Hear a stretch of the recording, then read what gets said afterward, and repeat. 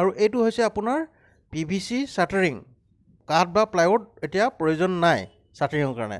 নমস্কাৰ, বোমাকন expo India 2024ৰ এটা অন্যতম ভাগত আপোনালোকক আকৌ মই স্বাগত কৰিছোঁ। আৰু ইয়াত খুব ধুনীয়া বস্তু এটা দেখি পালোঁ। এতিয়া কি ঘৰ বনাবলৈ কাৰণে নিচেই কম সময়ত আপোনালোকে ঘৰ বনাব পাৰিব। তাৰমানে এইটো হৈছে আপোনাৰ ডিজিটেল প্ৰিণ্টিং কনষ্ট্ৰাকশ্যন বুলি ক'ব পাৰি। এইটো মানে আপুনি কি কম্পিউটাৰ থ্ৰু কামাণ্ড দি পিনে ধুনীয়াকৈ এইটো এনেকুৱা ধৰণে ঘৰ বনাব পাৰি, যেনেকুৱা ডিজাইনৰ ঘৰ যি য'ত লাগে তাৰমানে এইয়া বস্তুটো এইটো হৈছে আপোনাৰ।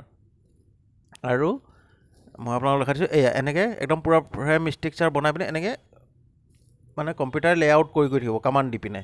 আৰু কি বুলি কয়, ইয়াৰ যিটো আপোনাৰ RMC ইউজ কৰে কনক্ৰিট, সেইটো হৈছে M45। নৰ্মেলি যিটো আমি ইউজ কৰোঁ সেইটো M25। আৰু এই মেটেৰিয়েল যিটো আপোনাৰ এইটো খুবেই ধুনীয়া মেটেৰিয়েল, এখেতলোকে ইউজ কৰে, ব্যৱহাৰ কৰে।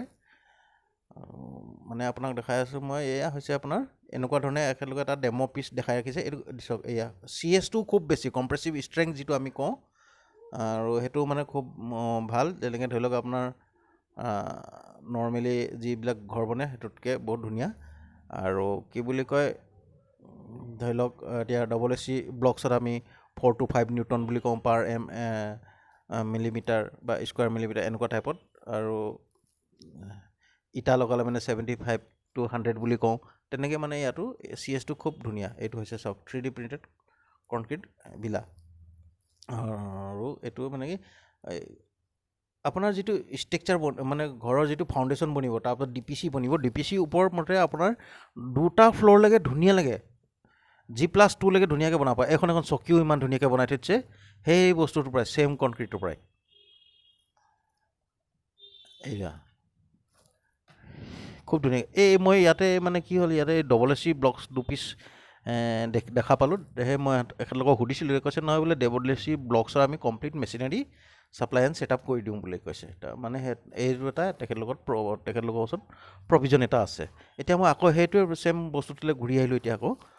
আৰু মানে কি ইয়াৰ এই যিটো বস্তু ব্যৱহাৰ কৰিছে এখেতলোকে, খুব সোনকালে ঘৰটোও বনাই দিয়ে, যেনেকুৱা এইবিলাক মানে কি ডিজাইন বেলেগ বেলেগ ডিজাইনত দেখাই থৈছে। আৰু প্লাছ থাৰ্মেল কণ্ডাক্টিভিটিও ভাল, একষ্টিও মানে চব বস্তুৱে ভাল। তাৰমানে ক'ব গ'লে চাউণ্ডৰ কোৱালিটি, যিটো চাউণ্ড পলিউশ্যন আহে সেইটোও বহুত DB-লৈকে ৰখাই দিয়ে।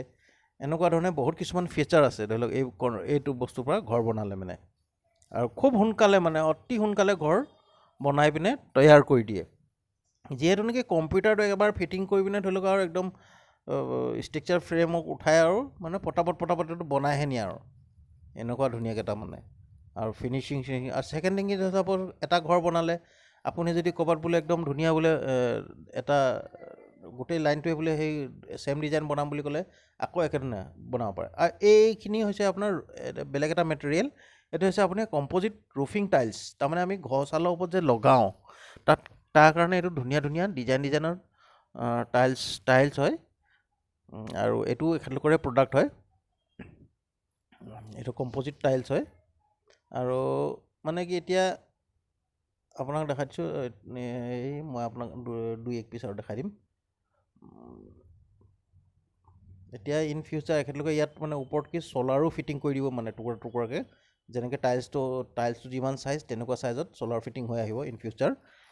সেইটো এটা এখেতলোকৰ প্ৰভিজন আছে। আৰু মই আপোনালোকক দেখাইছোঁ, এয়া হৈছে টাইলছৰ টুকুৰাবোৰ, মানে এটা পিচ, টুকুৰা নহয়, এটা পিচ। এইবোৰ এনেকুৱা থাকে কম্প'জিট টাইলছ।